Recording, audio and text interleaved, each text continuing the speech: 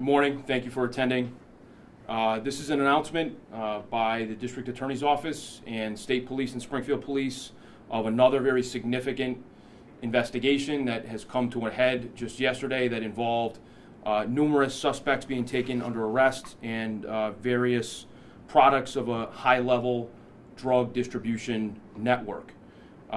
After a months-long investigation that involved electronic surveillance of various kinds, sophisticated surveillance techniques and investigative techniques, and hundreds of man-hours, on the morning of Tuesday, June 26th, just yesterday, the Hampden County Narcotics Task Force, which consists of the Massachusetts State Police Detective Unit assigned to my office, Springfield Police Department Narcotics Unit, Street Crimes and C3 units, West Springfield Police, Sheriff's Department, and Homeland Security. We executed 12 search warrants throughout Hampden County involving high-level trafficking of narcotics in Hampden County and throughout the western Massachusetts region.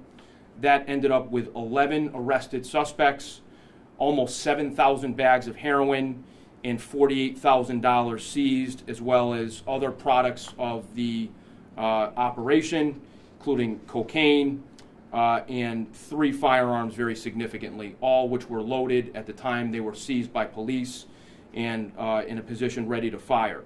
Those individuals arrested were Derek Lopez on Cambridge Street in Springfield, Massachusetts, Milagros Ortiz and Kevin Rivera Ortiz, both on Morris Street in Springfield, Efrain Rosario and Jean Rosario on Windsor Street in Springfield, Kenan Monsanto Maldonado on Cherry Street in Springfield, Matthew Carrasquillo on Cherry Street in Springfield, Devin Lopez on Glendale Terrace in Springfield, Cassandra Cardona on Lazon Brothers Road in Springfield, Fabian Haddock Ortiz at Beacon Terrace in Springfield, Joshua Rosado on Wilcox Street in Springfield.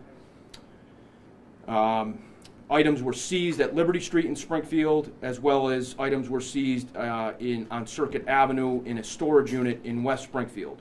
All told, almost 7,000 bags of stamped heroin ready for street sale, 19 grams of raw heroin previous to being cut up and processed for street sale, approximately 150 grams of cocaine, approximately $48,000 in U.S. currency, as you can see before me.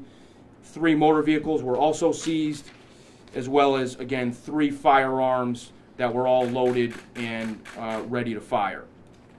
As I mentioned, this investigation comes after months. These arrests come after months of investigation that involved electronic surveillance, sophisticated techniques, and thousands of hours of effort by members of the Massachusetts State Police, Springfield Police Department, and others involved in the task force out of my office. What we see here before me on the table is merely a snapshot of their activity. This was another significant and high-level narcotics distribution network that over months and months, if not years, had been distributing heroin and other drugs throughout the county and beyond, making thousands of dollars in the process. And in the arrests that were made yesterday, you see a significant amount of heroin, both uncut as well as packaged for street sales, cocaine, and the tools of the trade, quite literally firearms here that were ready to defend any turf and ready to defend the materials that you see before you. But again, that is merely a snapshot of the activity and the stream of commerce, so to speak, the stream of narcotics going into our communities over the course of months, if not years. And I commend the Massachusetts State Police Unit attached to my office and the Hampden County Narcotics Task Force, the Springfield Police Department, for all their work in partnering with my office and their colleagues to make sure that we're focusing on the most high-level offenders, the most high-level drug distributors and traffickers, and working just countless hours to make sure that we're cleaning up our streets to the extent that we can and preventing these drugs from getting in the hands of users and people suffering from addiction who are going to continue to suffer and face and struggle with addiction and in many cases overdose. So in my opinion, here today we were in a position to save lives, and as I've talked about many times before, we're working very hard to prevent these drugs from getting into the hands of users, getting onto our streets and causing problems and fueling addiction. and we're also looking to help those who are struggling with addiction. But these are people who are literally, in a very significant way, profiting from addiction, and our hope is that now we can prosecute these people to the fullest extent of the law. These individuals had bail set on them by the clerk's office last night. My understanding is that they will be at some point in the hours to come before a judge in Springfield District Court. I can tell you that my office will request the highest possible bail that is reasonable and based on their records and the offenses and what the law allows us to do. My hope is that these individuals will be held. They pose a very serious threat to our communities all across Western Massachusetts, certainly here in Springfield.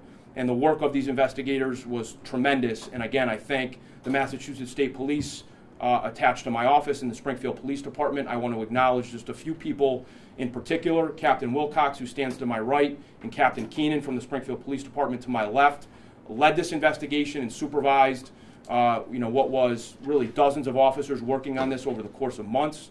I want to acknowledge Sergeant Sean Marr from the State Police assigned to my office, who really was on the ground leading this investigation.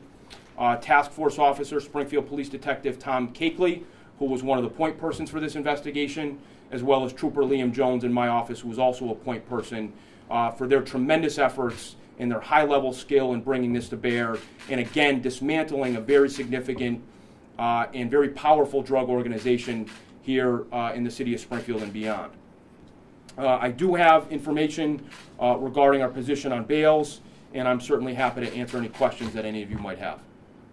Did you save lives with this break? I think the investigators saved lives here with their hard work, their commitment to their jobs, and their commitment to public safety in this region, because we know and we see it sadly every day that people are overdosing and people are dying from these drugs.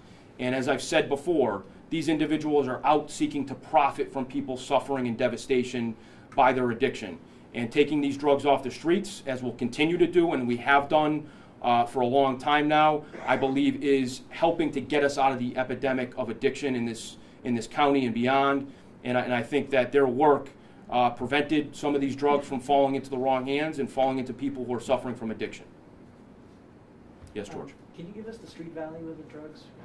I don't, George, have the street value offhand, but about 7,000 bags of heroin and 19 grams of uncut heroin. 50,000 with easily. Easily 50,000 according to Captain Wilcox, and I tend to agree with that kind of on-the-fly tabulation. What we do have here, which I want to mention, George, and to everybody, the Windsor Street arrest, as you can see here, came with the seizure of a number of items and apparatus that were a part of a milling operation.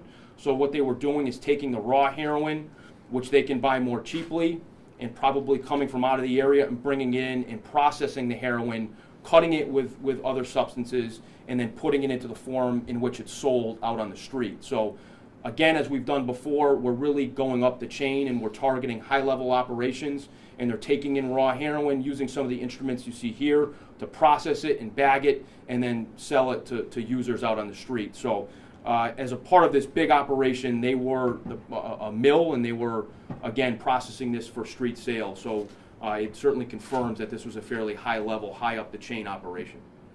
Any idea where it came from, the heroin? Like, is this At this point, we don't know. It would be speculation. We investigators have a good sense of where this typically comes from, sort of in a general sense.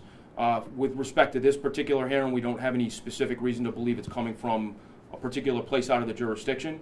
But very often it's coming from places like New York City, up the East Coast, into places like Springfield and other locations in New England, including in Massachusetts. Was there any, for lack of a better term, were the arrests uneventful? No fighting back from any of the people? Or? There were no violent incidents and nothing that gave rise to charges that would reflect any resisting arrest or disorderly conduct. Yes. Any indication fentanyl is in any of this stuff? That we'll have to find out. As I've said before, George, this will go to the state police lab for analysis, and at that point, for purposes of our prosecution, we'll find out exactly what the composition of these drugs are.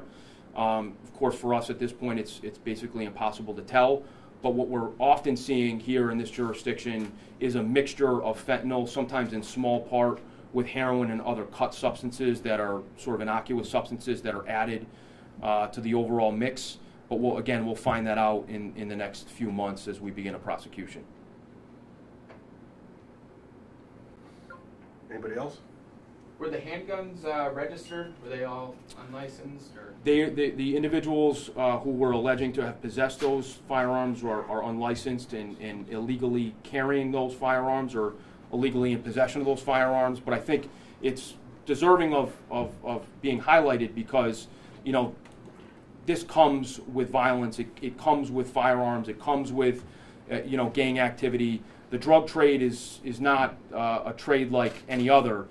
This is illicit narcotics distribution and trafficking, and very often, as you see here, they're using violence to make sure that they maintain their territory, they can protect their product, and they can intimidate people and enforce their territory and their operation, their business, so to speak. So this is really part and parcel of the narcotics trade across Hampden County, and you have evidence of it when we have 3 guns that were fully loaded and ready to fire.